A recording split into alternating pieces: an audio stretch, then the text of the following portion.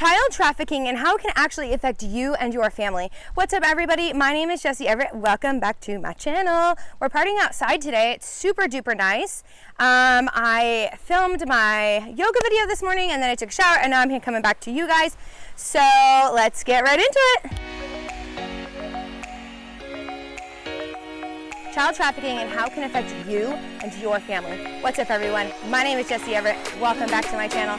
Spending today outside in this beautiful jungle right behind me. Let's get a quick view. Nice. Yeah, it's really nice today.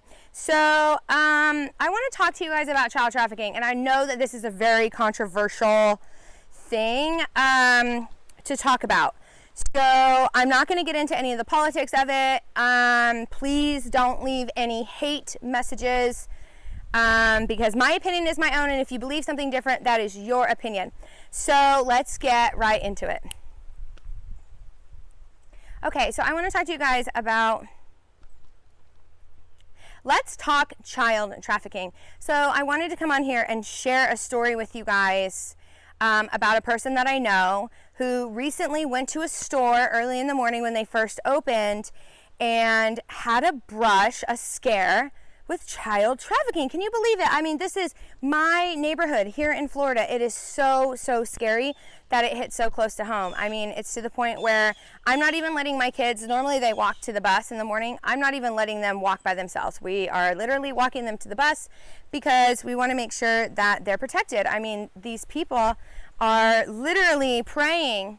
They're praying at my dollar store and my Walmart. Can you believe that? Who does that? Okay, so 3 African American males wearing full getup. Okay, I'm talking masks, hoods, gloves, everything.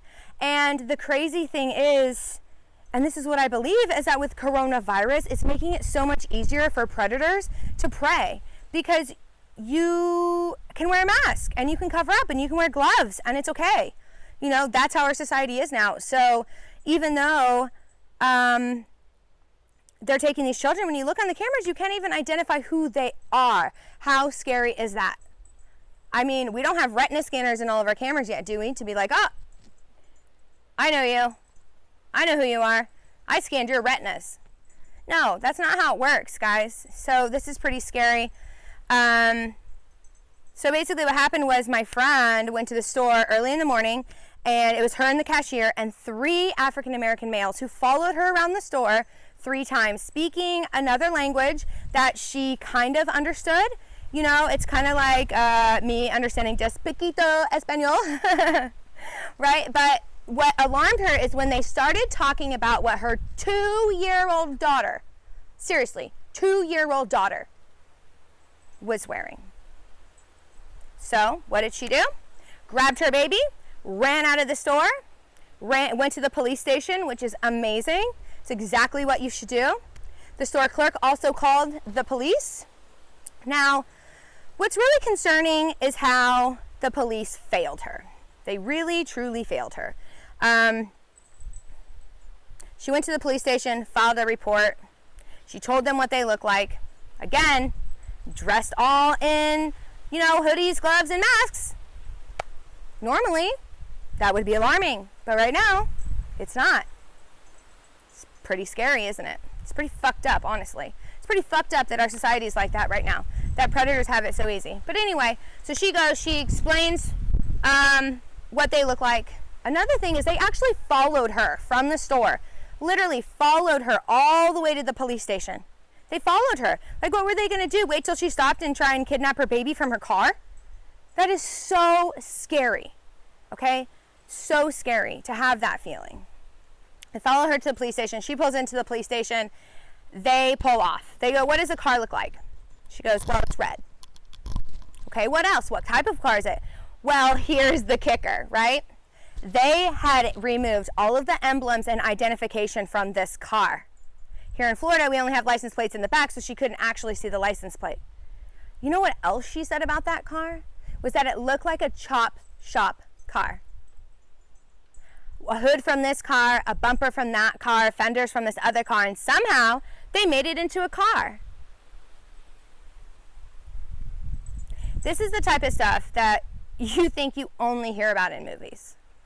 Like, this is some cinema shit. But honestly, this is real life. This is my community. This is my friend who literally lives a half a mile away from me. Her daughter goes to school with my daughter. Her 10-year-old and my 10-year-old go to school together. They're best friends. They have play dates. Like, this is right in my circle of friends. Child trafficking is huge. It's important, and it's something that we need to bring attention to immediately. So back to how they failed her. So she gave these officers this report, okay? And the officer said, "I'm sorry, ma'am, there's nothing we can do for you." Nothing? Oh, file a report and give you a report number. Great. Thank you for nothing. Well, she didn't have a license plate. She didn't have the make and model of the car. She couldn't identify the perpetrators. That's like the perfect fucking crime, guys. This is how good they're getting at it. They're disguising their cars by putting cars together, like a piece of a Camaro with a piece of a Mustang, and then a piece of a Honda Civic. And I mean, think about it. You would think that that would look really weird, like a Transformer or something, but I'm sure that they figured it out to kind of make it look normal. They keep the general body shape of some kind of car. Now, you might think, well, maybe she just doesn't know what cars look like if they don't have an emblem. No, honey, let me tell you, this girl knows her cars. She's very, very smart. She's intelligent. She's observant. She's aware. Okay? She's not a dum-dum. Not that people who don't know what cars are dum-dums, but come on, guys. She knows what cars are. She drives a sedan herself. This was a sedan. Not only was it a sedan, it was red. Red. I mean, okay, police officers, I get it. She didn't have all the information that you normally need, but this is COVID-19. Shit is different right now. Shit is different. At the very least, they could have said, "Okay, ma'am, thank you so much. We're so sorry about this scare that you just went through. How can we help you?" Or, "Here, this is how we're going to help you. We're going to put out more patrol cars. We're going to go ahead and, go through the neighborhood at least a couple times. Go through the city. I mean, whatever. Drive the streets. Send out 3 officers. Like, it doesn't have to be the SWAT team. Come on. It's a red car with no markings. Hello? How many of those are there? Send out an APB. It's a red car, no markings. I guarantee you most of the red cars on the street have markings.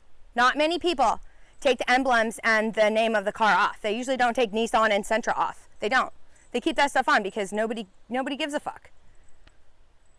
Okay, so they failed her.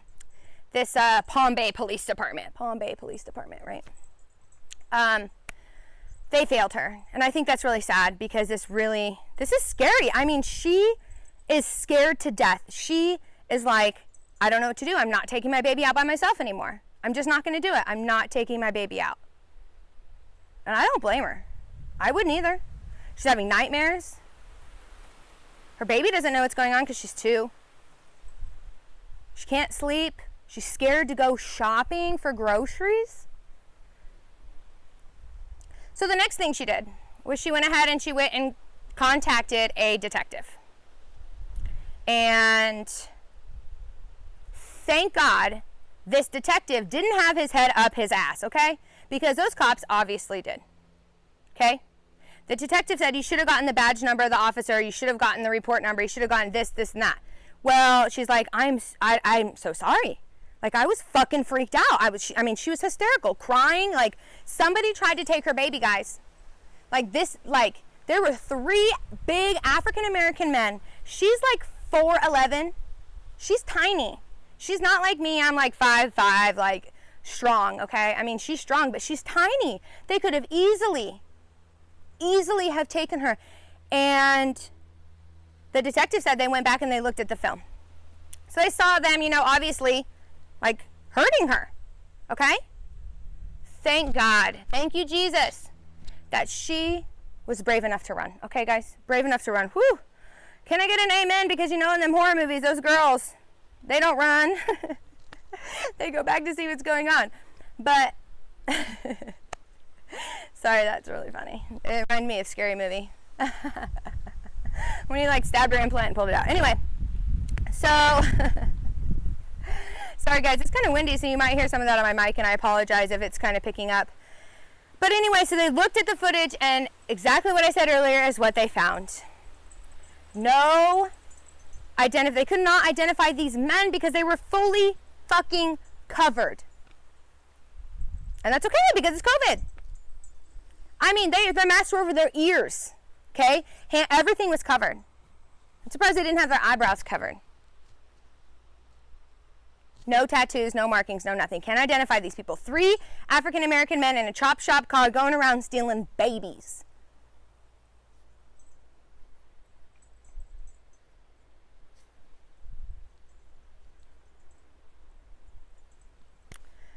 So luckily, the detective did not have his head up his ass. So they've patrolled some extra patrol in our neighborhood. Okay?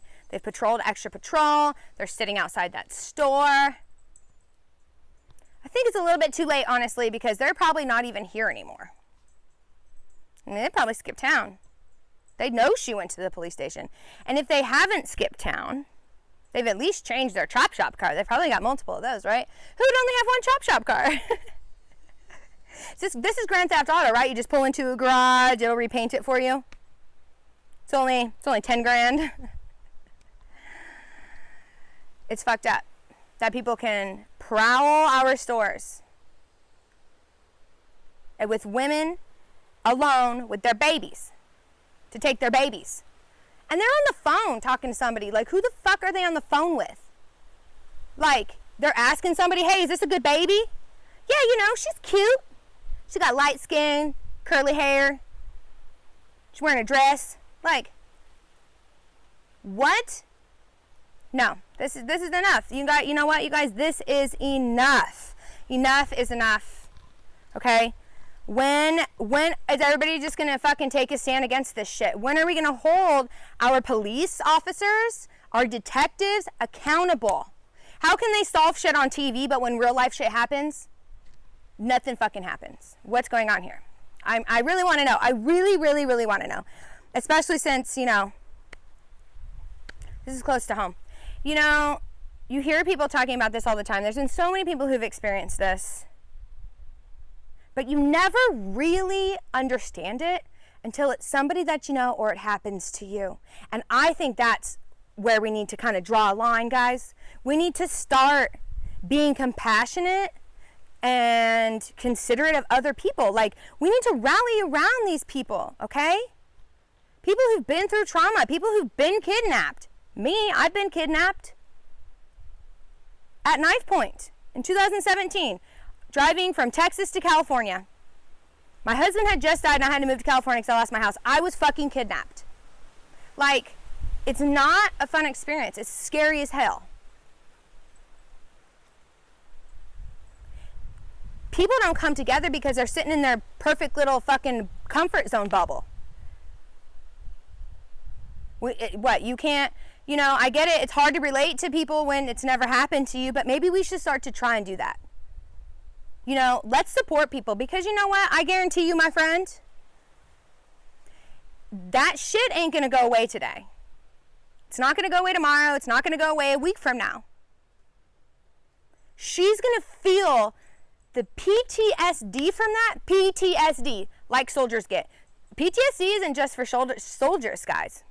PTSD is some real shit that people fucking go through for all sorts of shit, okay? She has PTSD now. Nightmares already. She's scared to go out of her house. That's some real stuff. That's stuff that, it doesn't just go away. You can't just say, oh, it's fine. Someone tried to take my baby. It's okay. Let's go to Walmart. No, don't go to Walmart because those people who tried to kidnap her baby already took a baby from Walmart. Seriously. They took another baby before hers. They took a fucking baby. And the officers don't want to do anything about it. Yeah, let's just let a serial kidnapper, like, totally. Let's just let him run around and go into stores kidnapping our babies. No. Unacceptable, guys. This shit is unacceptable, okay? Like, this is when passion comes in. We don't have to be angry. We don't have to be upset. We can still send unconditional love and radical acceptance to these people. But we can have passion about making a change, about spreading positivity. Okay? Holding people accountable that want to do bad things that hurt other people. Okay? Yes, we should be unconditionally loving of all things. We should. Unless you're hurting other people. If you're raping people, murdering people, kidnapping babies, I'm sorry, but we got facilities for you. We have facilities for you. And that's where you belong. Because I've had my baby taken from me, and he was 1 year old. He was 1 year old. 1 year old. I had my baby kidnapped. I didn't have my baby kidnapped. My baby was kidnapped. Sounds like I had it done myself. No. He was kidnapped, okay? Taken all the way from California to Texas. Long story for another day. This has been what? 3 years? Still hurts. Still missing. Haven't stopped fighting. 3 years. Okay? Like, we got to band together and we got to support our community, guys. Okay? And it isn't just for child trafficking, it's for everything. For rape victims, for widows, for people who've been molested when they were kids. So many children get molested. It's, oh my God, it's astronomical. I don't know how many people I meet who are like, yeah, I was molested as a kid. I'm like, wow, me too. Like, thousands, okay? Like, there's millions of people. I've met thousands, but there's millions of people around the world. So, I guess I'm done with my rant for the day, but I'm really passionate about it because it hits close to home. I'm not letting my daughter walk to the bus anymore. I'll pick her up after school. My son too, because that's scary. Maybe these people wanted babies, but maybe the next person wants a 10-year-old little girl that they can use as a sex slave, right? Because that's what Jeffrey Epstein did, right? I mean, that guy's dead, but he's just one person out of the whole. It was a pyramid scheme, guys, so think about it. He wasn't even at the top, okay? Somebody above him, and it trickled down. He's just one player, okay? So I'm not about to let my child get taken. And thank you, Jesus, to my friend for running out of that store and going to the cops and protecting herself and her baby, okay? Because a lot of people freeze in moments like that. So I'm really, really grateful because I could have had a very different conversation with her if she hadn't. Because from my understanding, once your child's taken from child trafficking, you don't ever see them again. There is no, the cops can track it down. No, this ain't NCIS, guys. This is not NCIS. This is the United States of America. Okay, this is not a cinematic movie. Okay? It's not. Not all children are sought after. Yes, we kind of feel like they are because once in a while one makes the news, right? Madeleine McCann, for instance. They're still trying to figure out what happened to her. Okay, but what about those people who just tried to kidnap my friend's baby? Can we figure out what's going on with them? Can we spend some dollars there?